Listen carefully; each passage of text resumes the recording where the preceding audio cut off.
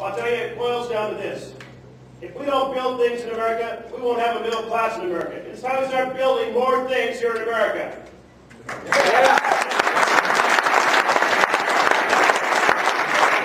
And let's start with houses. So here is the thing. We had predatory loans that built up a bubble, blew up that bubble, and we're all in a lot of trouble right now. A lot of homes underwater. A lot of families are having trouble making predatory high interest rates. And I'll tell you this, we need to be much more aggressive in supporting our families in recovering from this burst bubble, not only so that they can make their monthly payment, but so they can afford to do some improvements on their house, so they can afford to do the rest of their budget, and so that we in America can start building houses again.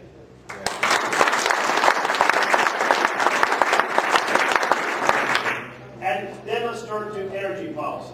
Right now, we're exporting $1 billion a day overseas. Now, if you want to see folks in Iraq and Iran building mansions in Dubai, then that's a really good policy. If you want to strengthen the governments of Venezuela and Nigeria, then that's a really good policy. But if you want to weaken America, then spending $1 billion a day overseas for oil is a huge mistake. So we need to put ourselves to work and create energy in this country so that we can take and replace that oil from overseas with red, white, and blue American-made energy right here.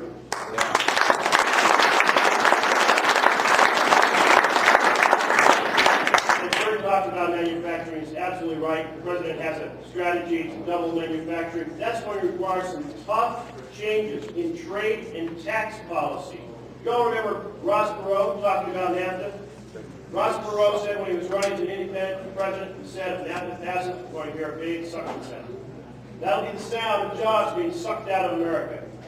And unfortunately, Ross Perot was right. So we need to support candidates who are going to make some changes in tax and trade policy so we're not subsidizing the export of our own jobs overseas.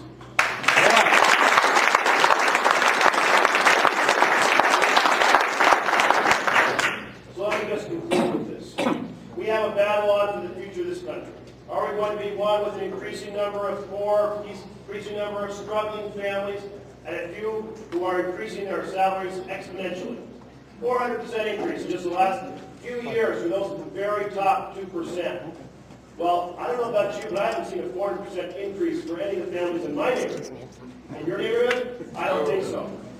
So we need to take and say that this nation is about working families. And if that's what we're going to fight for, and we need policies that fight for that, and together we can put this nation back on track and make an America that works for working Americans. Thank you.